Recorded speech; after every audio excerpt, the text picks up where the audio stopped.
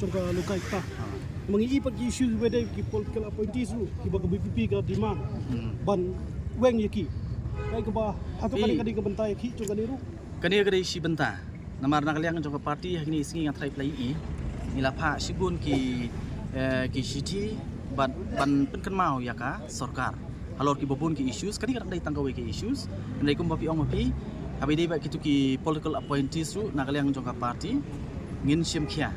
wat ya katuru nama kadai kajing pen lutput kajing pen sabai ya kapisa kajong pai ba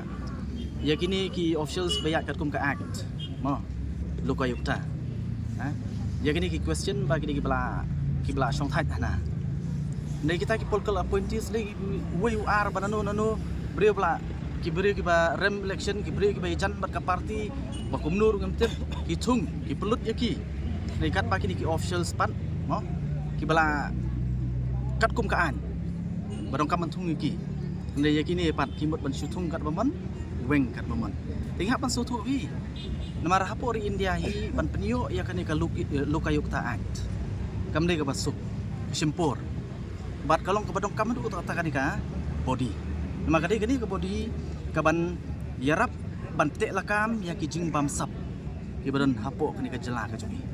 tilada nang ni na basdang menta kini ki official ha bakila persang menteri ya kakam gajongki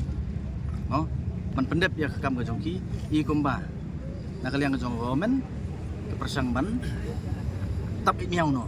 ya kita ki paro jadi nama ta nakaliang jongi ngimi sikmat namang isngo ba kalong kabadong kamdu tapta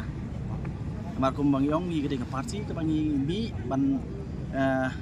ban declare war against corruption so this is the first step dang ditang kasien jam ka baningkong dan Shibun ki nang ni sikmat nakaliang jong party bagi sim